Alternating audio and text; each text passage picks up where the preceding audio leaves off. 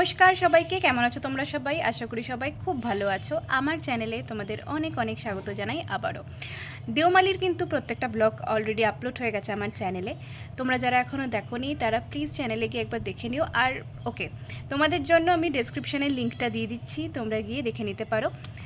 তো এইবার যে ভিডিওটা যেতে চলেছে সেটা হচ্ছে, তোমরা যারা আমার ভিডিও দেখেছো দেওমালির তারা জানো আমি ভিডিওতে বলেছি যে ট্রেন জার্নিটা আমরা অসম্ভব সুন্দর আর কি এনজয় করেছি।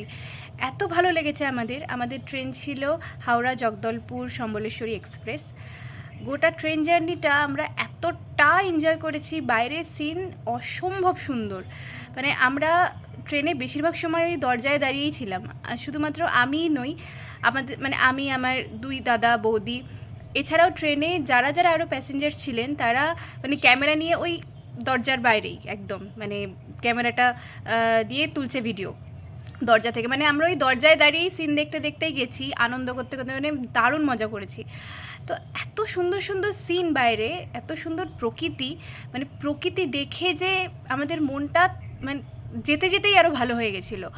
তো আমি এটা আলাদা করে একটা ভিডিও তোমাদের বলেছিলাম আমি ছাড়বো আমার চ্যানেলে, কারণ আমি যদি এটা আর বেড়াতে যাবার ভিডিও একসাথে দিতাম তাহলে অনেকটা বড় হয়ে যেত। তো সেই জন্য আমি ভেবেই রেখেছিলাম যে আলাদা করে আমি ট্রেন জার্নির ভিডিও করব। তো এজন্য আমি থ্যাঙ্কস জানাই অবশ্যই আমার দুই দাদা আমার বৌদিকে, কারণ ওরা ছাড়া এটা পসিবল হতোই না। কারণ আমি একটুখানি ভীতু, আমি একদম মানে দরজার পাশেই ছিলাম, কিন্তু মানে একটুখানি সাইডে দাঁড়িয়ে একটু ভয় ভয় লাগে, আমার প্রচণ্ড ভয় লাগে। তো ওরাই ভিডিওগুলো সব করেছে স্টিক নিয়ে, ক্যামেরা স্টিক নিয়ে। তো চলো এবার তোমাদের সাথে সেই ভিডিওগুলো শেয়ার করি, তোমরা দেখতে থাকো। আর হ্যাঁ, অবশ্যই কিন্তু কমেন্টসে জানিও তোমাদের কেমন লাগলো।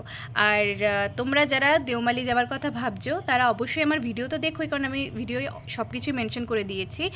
আর যাওয়ার আগে অবশ্যই আমি বলবো যে যদি এই ভিডিওটা দেখো, ট্রেনের এই ভিডিওটা, তাহলে তোমাদের যেন মনে হবে এক্সাইটমেন্ট লেভেলটা আরও বেশি বেড়ে যাবে এই ট্রেন জার্নি করার জন্য।